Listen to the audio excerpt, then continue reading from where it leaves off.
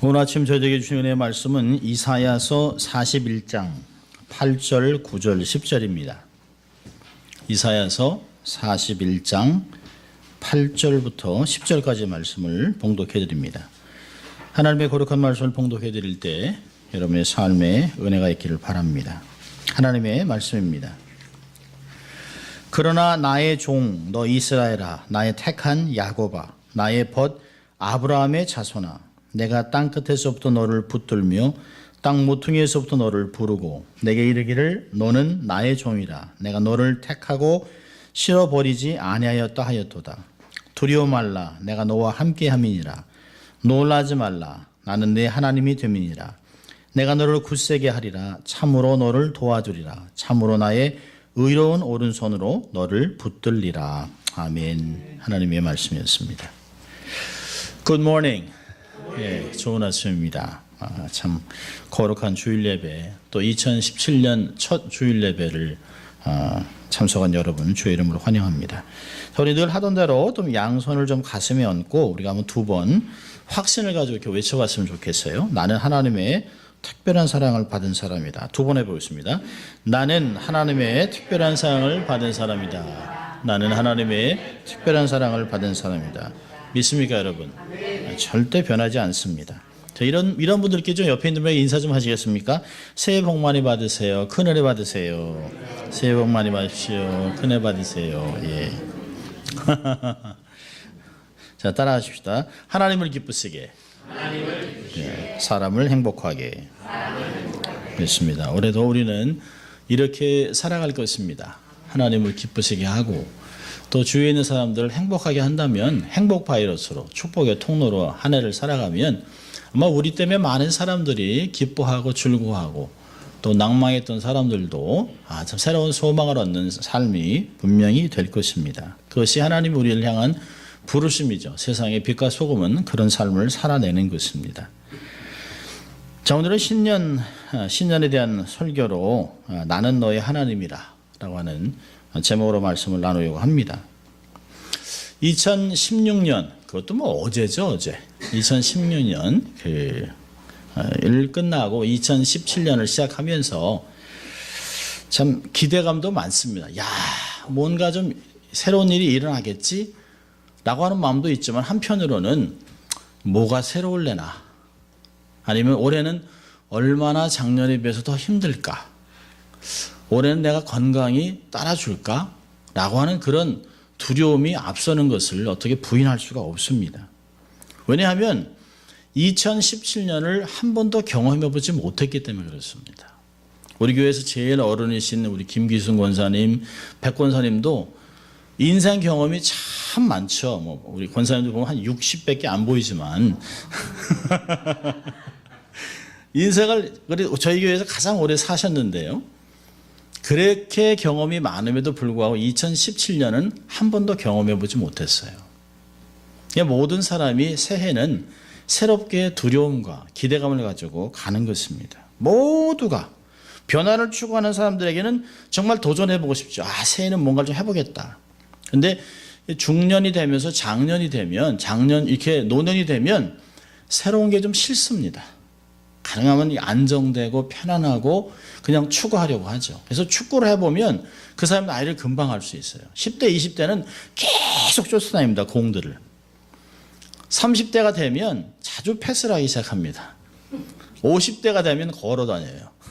그리고 가능하면 공을 피해 다닙니다. 그 체력이 어쩔 수 없는 것이에요.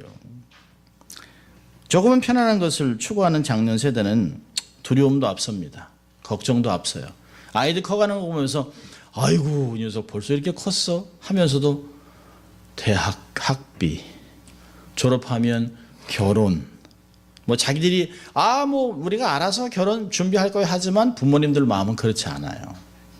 이게 이제부터는 시작인데 이제 큰 돈 나가겠다 이런 생각들을 하게 됩니다. 사실 올해는 경제 어떻게 될지 모르겠습니다.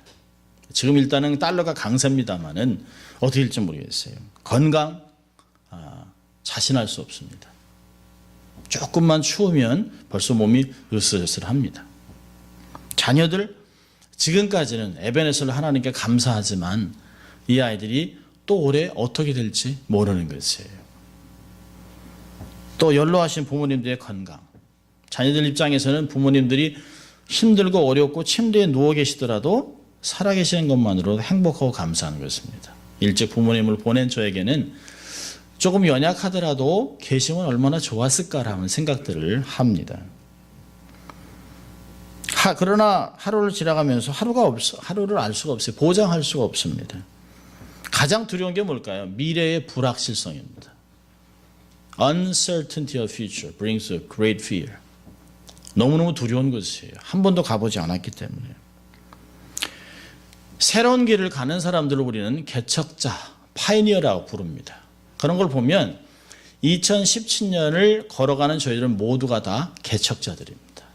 다 파이니어들입니다. 2017년을 어떻게 개척자로 삶을 살아갈 것인가를 오늘 본문에서 우리에게 이야기하고 있다고 저는 봅니다. 정말 이게 두렵고 정말 정세가 막 바뀌고 어떻게 될지 모르는 그런 상황 속에서 하나님 우리에게 이렇게 말씀하세요. 두려워하지 말아라. 내가 너와 함께함이니라. 오늘 읽어드린 이사야 41장의 말씀은 두려움에 떠는 이스라엘 백성들에게 하나님이 그들에게 주신 말씀입니다. 당시 이스라엘 그 주변에 둔 많은 강대국들이 늘 싸움을 하면 고래 싸움에 새우 등이 터집니다.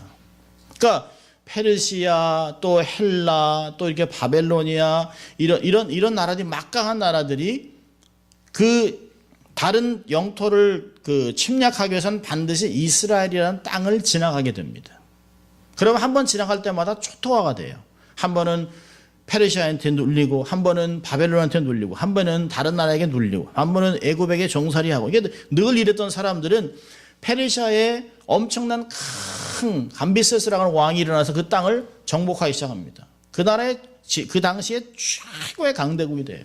그럼 반드시 이스라엘을 치고 그리고 아프리카로 넘어갈 것을 알기 때문에 이스라엘 사람들은 두려워합니다. 그들의 지배를 받아야 하고 그들의 통치를 받아야 할 때 우리는 과연 어떻게 할 것인가? 또 우리의 가족은 뿔뿔이 흩어지는 것이 아닌가? 또 망명을 가야 되는 거 아니야? 또 죽음이 피바다가 날 것인가 아니냐는 생각들을 하고 있습니다. 이렇게 공포에 떨고 있는 이스라엘 사람들에게 하나님은 다가오셨습니다. 그리고 이들에게 얘기합니다. 두려워하지 말아라. 10절 얘기하잖아요. 두려워하지 말아라. 놀라지 말아라. 라고 말을 반복해서 하고 있습니다. 여기 이사야 41장에서 우리에게 주시는 말씀은 뭐냐면 하나님은 우리를 기억하고 있다는 것이에요. 그리고 반드시 붙들어 주겠다는 것입니다. 우리의 삶을 통해서 하나님이 뜻을 이루어 줄 것이기 때문에 너희는 나만 믿으라 라고 하는 것이 오늘 본문이 우리에게 주시는 말씀이에요. 아무것도 알 수 없는 아무것도 개런티되지 않은 2017년을 가면서 우리가 한 가지 확실한 건 뭘까요? 확실한 하나님이 우리와 함께 한다는 것입니다.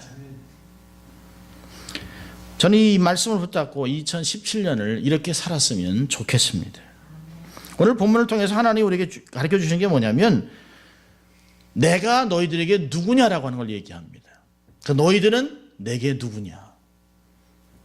나는 전능하신 하나님이고 너희는 나의 택한 백성들이라고 하는 것이에요.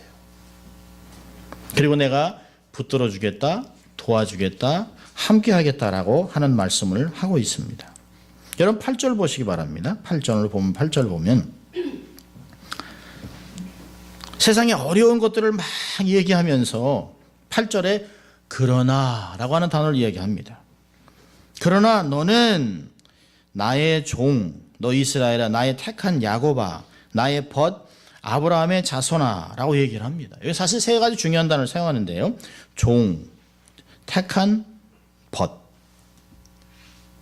또 사실 아브라함 자손도 얘기합니다만은 본문에서 이스라엘 백성들을 부르는 모습이 얼마나 멋진 모습인지 몰라요. 전능하신 하나님께서 천지를 창조하시고 무에서 유를 창조하신 그 하나님, 상천하지의 하나님, 그 하나님께서 이스라엘 백성들에게 너는 나의 종이라고 얘기합니다. 너는 나의 택한 자. 더 나아가선 나의 벗이라고 얘기합니다. 하나님이 우리 같은 인생을 내 친구 이렇게 불러줍니다. 이걸 누가 그렇게 하셨어요? 예수님이 우리를 친구 삼아 주셨습니다. 더 나아가서 우리를 신부로 불러주고 있어요. 여기서 한 가지만 보려고 하는데요. 48절에서는 종이라고 하는 단어입니다. 하나님 우리를 종으로 부르셨어요. 여러분 종이라는 게 뭘까요? 종은 일반적으로 보면 노예라고 생각할 수 있습니다만 성경의 전체를 보면 아브라함을 하나님의 종이라고 불렀습니다. 야곱을 하나님의 종이라고 불렀습니다. 다윗을 하나님의 종이라고 불렀습니다. 모든 선지자들을 당신의 종이라고 불렀습니다. 신약에 있는 12사도들을 나의 종들이라고 불렀습니다. 예수님을 하나님의 기름 부으신 거룩한 종 예수라고 불렀습니다. 그런 것을 보면 종은 누굴까요?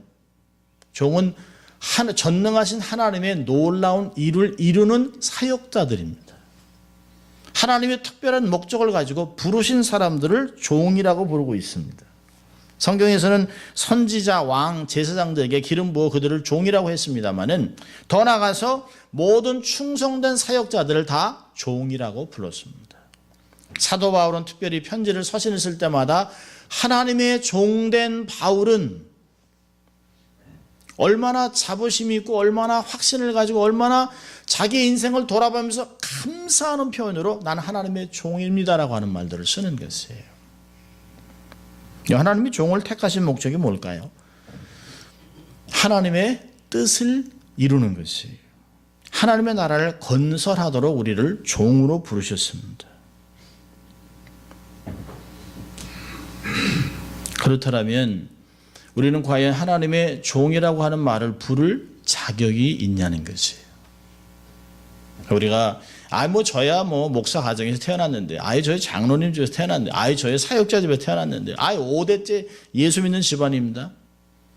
우리가 잘나기 때문에 배경이 있기 때문에 우리가 하나님의 종이 되는 것이 아니에요. 성경은 전적으로 이것이 하나님의 은혜였다라고 고백을 합니다.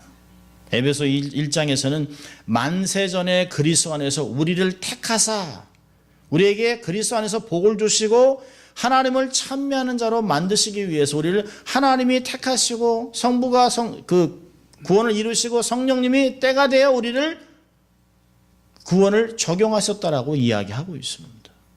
성부, 성자, 성령의 합작품의 구원에 우리의 삶을 만드신 것이에요. 우리가 한 것은 아무것도 없습니다. 디모데전서에서는 그렇게 얘기를 합니다. 바울이 나는 이전에는 핍박했던 사람인데 무익한 사람을 하나님이 충성되이 여겨 나를 직분자로 만들어 주셨습니다 라고 디모데전서 1장 12절은 이야기합니다. 바울이 얘기하잖아요. 나의 나 된 것은 하나님의 은혜입니다. 여러분 은혜가 떨어질 때 나타나는 게 뭘까요? 자꾸 자기를 드러내는 것이죠. 내가 그래도 주를 위해 뭔가 했다. 내가 이렇게도 했지? 그러나 시간이 지나면서 우리가 은혜가 깊어질 때마다 느끼는 게 뭘까요? 내가 한 것은 아무것도 없어요. 하나님 앞에 내놓을 게 아무것도 없어요. 하나님이 나를 이제까지 먹이시고 기르시고 목자 되신 하나님 감사합니다라고 하는 표현밖에 나올 수 없는 것이에요. 자격이 없는 우리에게 놀라운 신분을 주셨잖아요. 종을 넘어서 요한복음 1장 12절에서는 예수님을 믿는 자에게 하나님의 아들이 되는 권세를 주셨습니다. 할렐루야. 하나님의 자녀들입니다. 얼마나 놀랍습니까? 하나님의 유업을 받을 수 있는 상속자로 만들어 놓으셨습니다. 왕 같은 제사장으로 만들어 놓으셨어요. 여러분 놀라운 것은 뭐냐면 나는 나를 못 믿어요. 그런데 하나님은 나를 믿어줍니다. 우리 가끔 이제 내가 왜 그랬지? 내가 왜 그때 그 말을 했지? 내 마음 나도 몰라 하지만 하나님은 그런 나를 100% 믿어주신다는 것이에요. 그리고 얘기하잖아요. 내가 너와 함께함이라. 두려워하지 말라. 놀라지 말라. 내가 너와 함께함이라. 모세와 함께했던 것 같이 너와 함께하겠다라고 여호수아에서 하신 말씀을 마태복음 28장 20절에 얘기합니다. 땅 끝에가 복음을 전해라. 내가 세상 끝날까지 너희와 함께하겠다. 아멘. 2017년도 이 말씀 우리에게 유효한 것입니다. 하나님은 결코 우리를 떠나지 않습니다. 하나님이 부족함에도 불구하고 우리를 믿어주시고 그 일을 할 수 있도록 도와주시고 격려하고 있는 하나님이 우리의 인생을 책임지고 있다는 것이에요. 그렇다면 주를 위해 헌신하는 것 하나도 아깝지 않습니다. 은혜가 떨어지니까 내가 주를 위해 뭘 했다라고 자꾸 생각을 하는 것이에요. 아깝지 않아요. 헌신하는 것, 주님께 봉사하는 것 하나도 아깝지 않습니다. 하나님이 내게 해주신 걸 생각하면 하나도 아깝지 않습니다. 여러분, 언제 우리가 철이 들까요? 부모님께 조금 더 잘해드리고 싶은 마음이 생길 때 인생에 철이 드는 것이에요. 그전에는 늘 사랑이 아래로 가잖아요. 저도 이렇게 어디 강의를 하고 돌아올 때 어머니 생존해 계실 때 아내와 아이들 건 사왔는데 어머니 걸 안 사왔어요. 그래서 제가 어머니한테 말을 하지 말아야 되는데 제가 이제 어디 갔다 오면 꼭 조그만 걸 하나씩 드리니까 제가 어머니한테 어머니 이번에 제가 사실은 뭐 그러려고 그랬던 건 아닌데 그냥 어머니 선물을 제가 이렇게 못 갖고 왔습니다. 그러니까 어머니가 턱 질문하는 게 애미 건 갖고 왔니? 근데 제가 네 그랬더니 알았다. 섭하신 거죠. 나중에 그러시더라고요. 뭐 자식하고 아내를 사랑하는 거예요. 그걸 어떻게 하겠느냐. 근데 세월이 지나고 옆에 안 계시고 더 잘해드리려고 했는데 가신 걸 생각하니까 이제 조금씩 나이가 들면서 철이 드는 것 같습니다. 여러분, 우리가 부모님을 택한 게 아니잖아요. 하나님이 부모를 택해서 우리에게 삶을 주신 것이에요. 그러면 하나님도 감사하고 부모님도 감사하잖아요. 무엇보다 우리에게 놀라운 인생을 주신 하나님께 감사하는 한 해가 될 수 있기를 바랍니다. 두 번째로 9절을 보면 이런 말씀이 있어요. 내가 땅 끝에서부터 너를 붙들며 땅 모퉁이에서 너를 부르고 내게 이르기를 너는 나의 종이라 내가 너를 택하고 실어버리지 아니하였다 하였도다. 하나님은 택한 백성들을 택하신 후에 택한 백성을 붙들어 주신다는 것이에요. 어디서 붙들어 줄까요? 절망 가운데서 붙들어 주세요. 사망과 음침한 골짜기에서 소망이 끊어진 것, 도저히 나올 수 없는 것 같은 사면초가 같은 상황 속에서도 하나님은 우리를 붙들어 주고 있다는 것이에요. 여러분, 하나님이 나를 붙들어 주고 있다고 생각하면 사면초가의 환경이 중요하지 않습니다. 하나님이 나를 붙들어 주고 있다면 사면초가를 뛰어넘게 하든지 사면초가를 무너뜨리든지 하나님은 방법이 많아 길을 반드시 열어주실 것이에요. 환경 때문에 당황하고 낙심하고 좌절하고 원망하고 불평하지 말라는 것이에요. 환경은 얼마든지 바뀔 수 있습니다. 하나님이 함께 하시면. 왜요? 무에서 유를 만드신 하나님인데요. 죽은 사람을 살리기도 하시는데요. 그 하나님이 무엇을 못하겠습니까? 천재지변이 일어나도 하나님이 살릴 사람은 살린다는 것이에요. 여러분, 하나님이 택한 사람은 반드시 돌아옵니다. 어떤 중독에 빠지고 어떤 어려운 시간을 지난다 할지라도 사람을 대해서 하나님은 포기하지 않습니다. 사람이 사람을 포기하는 거지 하나님은 사람을 포기하지 않습니다.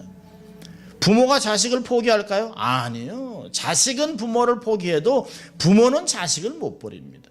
제가 자식을 키워가면서 어떨 땐 저게 이럴 때도 있죠. 그러나 부모이기 때문에 가는 거예요. 사람도 그런데 하나님은 우리를 얼마나 기가 막히게 보시겠어요. 아무리 힘들고 어려운 시간을 지나고 밑바닥을 치는 인생이 있다 할지라도 하나님은 붙들어 사용하시는 때가 와요. 절대로 소망을 잃지 마세요. 하나님은 택한 자를 결코 버리지 않습니다. 예수님이 요한복음 10장 28절에 말씀하셨어요. 내 손에서 빼앗아갈 자가 없다. 오늘 본문에 그러잖아요. 내가 너를 택하고 실어버리지 아니하였다. 절대 실어버리지 않습니다. 하나님은 사람과 달라요. 사람은 좋을 때야 뭐 너무너무 좋죠. 뭐 모든 걸 다 주죠. 뭐 간도 빼서 주죠. 근데 싫으면요, 꼴도 보기 싫은 거예요. 꼴도. 그쪽 쳐다보지도 않습니다. 근데 하나님은 그렇지 않아요. 하나님의 마음은 어떤 사람이 썩은 고목나무 같다. 그런데 안 버려요. 여러분, 우리가 새해 되면 너무 큰 계획을 하겠다고 하나님께 얘기하지 마세요. 한 해 동안 하나님은 계속 바람만 씁니다. 하나님, 제가 올해는 성경을 10번 읽어드리겠습니다. 하나님, 그래. 하나님, 제가 매일 하나님께 가서 기도하겠습니다. 그래. 하나님 나와 계시는데 안 나와요. 기도하러 안 나와요. 그래도 하나님은 섭하지 않아요. 그런 계획들을 갖고 있다는 자체만으로도 하나님은 너무 기뻐하시는 거예요. 어떤 아이가 그랬답니다. 아빠, 내가 아빠한테, 아빠가 이제 덩치가 커요. 그 목사님이 덩치가 아주 굉장히 큰 목사님이에요. 아들이 그랬답니다. 5살 때, 아빠한테 내가 큰 트럭 사줄게. 근데 아빠가 고맙다. 근데 안 되는 걸 알지만 그 말 자체가 귀엽고 고마운 것이에요. 그러니까 하나님은 우리에게 우리가 우리 안에 소원을 갖게 하시고 이룰 수 있도록 도와주시는 분이에요. 절대로 우리에게 바람맞았다고 싫어하지 않습니다. 좋을 때만 붙잡아주는 것이 아니에요. 상처를 받아도 배신을 당해도 하나는 우리 버리지 않습니다. 시편 55편 22절을 보면 내 짐을 여호와께 맡겨버리라. 너를 붙드시고 의인의 요동함을 영영히 허락지 아니하시리로다. 하나님은 결코 버리지 않습니다. 실수하고 넘어지고 좌절하고 낙심해서 나 같은 인생 무슨 가치가 있을까? 나 같은 인생을 누가 좋아할까? 그렇게 하지 마세요. 하나님은 여전히 우리에게 가치를 부여하고 있습니다. 그리고 우리를 통해 이루기를 원하시는 일이 너무 많아요. 탕자의 아버지 하나님. 여러분, 탕자의 비유는 탕자가 주인공이 아니에요. 하나님 아버지가 주인공입니다. 아버지의 마음에 대못을 받고 떠난 아들을 문도 안 닫고 불도 안 끄고 밤새 기다리다가 아들이 아버지가 날 용서해 줄까? 라고 이렇게 멀리서 터벅터벅 걸어오는 아들을, 자기는 아버지를 못 보지만 아버지는 벌써 그 거지 같은 아들의 모습을 보고 달려가잖아요. 달려가서 더럽고 냄새나는 거 어디 하고 때리지 않잖아요. 어디, 여길 어디라고 오는 거야? 그러지 않아요. 여러분, 성경 문화를 보면 그 아버지는 그 동네에서 완전 체면이 바닥이 된 상황이에요. 그 가문은 아주 그냥 손가락질 당하는 집안이 됐습니다. 그 아들이 오면 그 원래 중동 집안의 문화로는 그 아들이 아버지의 마음을 그렇게 하고 떠나면 그 아들의 장례식을 치릅니다. 빈 무덤을 만들어놔요. 더 이상 그 아들은 없습니다. 그 아들이 돌아오면 동네에서 먼저 쫓아냅니다. 근데 그 문화를 뛰어넘어서 그 아버지는 맨발로 뛰어나오는 거예요. 그리고 아들을 품습니다. 그게 하나님 아버지의 사랑이라는 것이에요. 절대 버리지 않습니다. 그래서 힘들어도 어떤 상황 속에서도 하나님을 바라보는 것이에요. 나의 도움이 어디서 올까? 천지를 지으신 여호와 하나님께로다. 하나님은 졸지도 않으세요. 주무시지 않아요. 버리지 않습니다. 그 하나님이 우리와 함께하기 때문에, 우리를 붙잡고 있기 때문에 당당하게 한 해를 살아갈 수 있는 것이에요. 자, 세 번째로는요, 10절 봅니다. 우리 10절 같이 읽습니다. 41장 10절 시작. 두려워 말라. 내가 너와 함께함이니라. 놀라지 말라. 나는 내 하나님이 됨이니라. 내가 너를 굳세게 하리라. 참으로 너를 도와주리라. 참으로 나의 의로운 오른손으로 너를 붙들리라. 놀랍습니다. 놀랄 일이 얼마나 많습니까? 두려워할 일이 얼마나 많습니까? 최근 들어서 천재지변도 많고 아이시스로 죽어가는 사람도 많고 얼마나 어려운지 몰라요. 대홍수, 대지진, 자고 나면 터지는 큰 사건들, 환경 오염으로 언제 살지 모르는 질병들 얼마나 많은지 몰라요. 그런데 이 불안한 가운데 살아가는 우리들에게 하나님은 두려워하지 말아라. 놀라지 말라고 얘기합니다. 하나님은 구체적으로 얘기해요. 내가 너와 함께 해줄게. 내가 너를 굳세게 해줄게. 오른손으로 붙들어줄게. 이 세 가지를 이야기하고 있습니다. 여기서 내가 너와 함께 하겠다는 말이 뭘까요? 임마누엘입니다. 임마누엘. 요한복음 14장 18절 보니까 내가 너희를 고아와 같이 버려두지 아니하고 너희에게로 오리라. 세상 끝날까지 너희와 항상 함께 있겠다. 이 약속은 변함이 없어요. 구약의 하나님, 신약의 하나님 동일한 하나님입니다.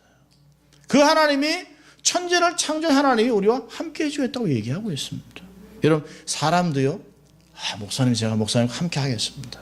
친구가 야 내가 너랑 함께 해줄게. 그것만 해도 얼마나 기분이 좋습니까? 사람이 얘기해도 기분이 좋은데 천지를 창조하신 나의 창조주 하나님이 함께 하겠다는 게 얼마나 좋은 일인지 몰라요. 그래서 시편 37편 5절 6절은 이렇게 얘기합니다. 너의 길을 여호와께 맡기라. 저를 의지하면 저가 이루시고 내 의를 빛같이 나타내시며 내 공의를 정오의 빛같이 하시리로다. 맡기세요. 함께 하신 하나님께 맡기세요. 대화하세요. 하나님 다 아시죠? 자, 두 번째로는요. 내가 너를 굳세게 해주리라. 굳세게 해준다는 말이 뭘까요? 힘을 부여해 주겠다는 게 힘을 공급해 주겠다. 우리가 우리의 모든 삶을 하나님께 의탁하면 하나님이 우리의 삶을 완벽하게 인도하실 것이에요. 여러분 빌립보서 2장 13절 이 바울은 구약 전문가입니다. 구약의 아주 도통한 학자예요. 그래서 빌립보서 2장 13절에 하는 말씀이 비슷한 말씀입니다. 이런 말씀이 있어요. 너희 안에서 행하시는 이는 하나님이시니 자기의 뜻하신 기쁘신 뜻을 위하여 너희로 소원을 두고 행하게 하신다. 너희 안에서 행한다는 말이 에네르게오 에너지를 계속 준다. 이사야 41장 10절에 있는 말씀과 똑같은 말씀입니다. 내가 너를 힘줄게.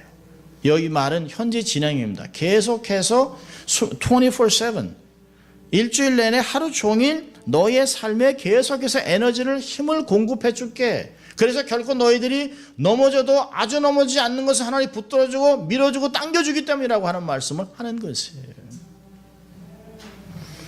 그래서 사도 바울은 이야기합니다. 내게 능력 주시는 자 안에서 내가 능치 못할 일이 없는 것이에요. 모든 일을 할 수 있다라고 하는 것입니다. 하나님이 주시면 올해도 우린 고백하는 것이 하나님이 내게 능력을 주시면 하나님이 내게 힘을 주시면 하나님이 내게 지혜를 주시면 이 모든 것을 갖고 주를 위해 살아가리라 하는 것이에요. 하나님이 주시면 우리 힘으로 하는 것이 아니에요. 내가 갖고 있는 노하우, 내가 있는 경험, 학식, 지식 이게 중요한 게 아니에요. 아무리 힘들더라도 하나님이 나와 함께하고 힘을 주신다면 그 힘으로 삶을 살아가겠다고 고백하는 것이에요. 힘을 공급해 주겠다 하나님이 약속하셨어요. 자, 세 번째로는 또 구체적입니다. 내가 너를 도와주겠다. 참으로 나의 의로운 오른손으로 붙들어 주겠다. 이 오른손으로 붙들어 주는 게 뭘까요? 오른손은 장자권을 얘기합니다. 장자권.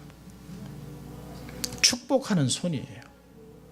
이스라엘 사람들은 아버지가 오른손을 옮기는 자가 장자입니다. 그래서 야곱이 손을 이렇게 바꿔서 하니까 요셉이 깜짝 놀라는 거예요. 아버지 손을 잘못 두셨습니다. 하니까 내가 안다. 이게 하나님의 뜻이다. 오른손이 가 있는 자가 장자권을 가지는 것이에요. 여러분 교회가 뭘까요? 교회는 장자들의 총회입니다. 세상에는 많은 사람들이 있지만 예수 안 믿는 사람들은 절대 장자권을 가질 수가 없어요. 예수 믿는 하나님의 택한 백성들이 모여있는 것이 바로 교회입니다. 하나님의 장자들의 모임이 장자의 총회입니다. 이 권세의 힘으로 하나님이 우리를 일으켜 주겠다라고 하는 것이에요. 하나님의 의로운 오른손, 그 손으로 내가 너를 붙들어 주겠다, 세워주겠다, 잡아주겠다라고 얘기하고 있습니다. 이 어린아이가 이렇게 막 할 때 띠뚱띠뚱 가잖아요. 자기 딴에는 이게 걷는 것 같죠. 한 살 반 되면. 그 아이를 걷는 것 같다 어려울 때는 어떻게 하죠? 부모가요? 손을 탁 잡아놓습니다. 차를 세우는 것도 아버지입니다. 길을 건너게 하는 것도 아버지입니다. 정 힘들면 하나님은 어떻게 할까요? 부모님은 들어서 안고 가잖아요. 그래서 신명기에서는 내가 너희를 안고 출애굽을 해왔다라고 얘기하고 있습니다. 하나님은 우리의 손도 잡아주지만 힘들면 우리를 안아주기도 하고 없고 날개를 달아 나르게 하는 하나님인 줄 믿습니다. 우리가 힘들면 다시 일으켜주고 흔들리는 어깨와 떨린 무릎을 세워주실 것이에요. 절대로 낙심하지 마세요. 하나님이 다시 들어 올릴 것입니다.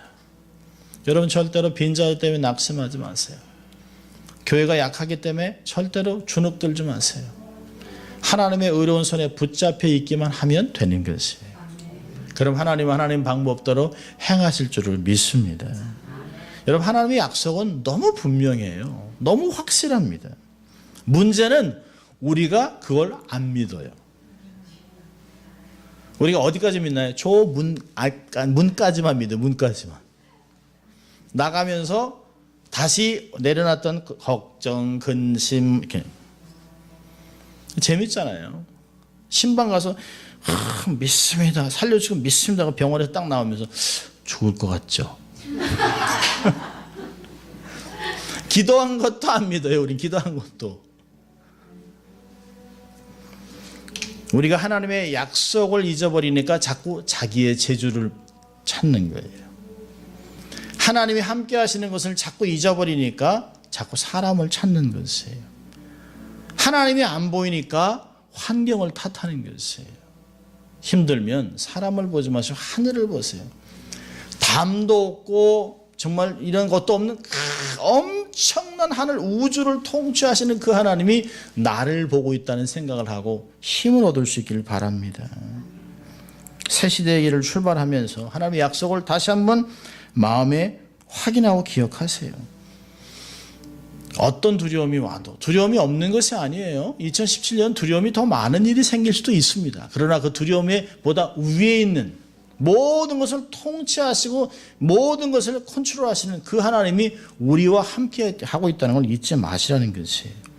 의로운 오른손이 정말 좋은 하나님이 우리를 붙잡고서 2017년을 함께 가주신다면 바람이 아무리 불어도 걱정 없다는 거예요.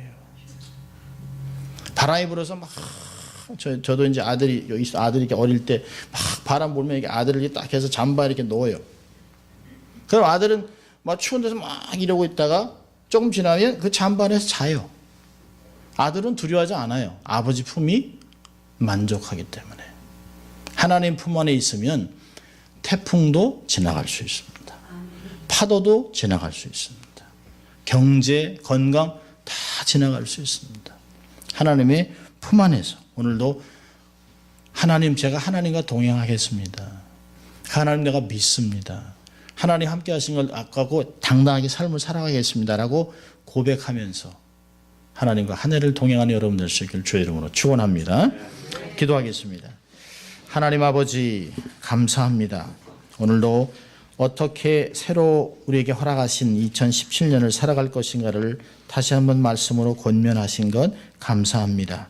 그렇습니다. 새롭고 두렵기도 하고 모든 걱정과 근심이 있지만 이건 모든 것 위에 하시는 통치하시는 하나님과 함께하는 한 해가 되게 하심으로 올해도 하나님께는 큰 영광을 돌리고 하나님의 일들을 남김없이 감당하는 저희들 될 수 있도록 하나님 축복하여 주시옵소서.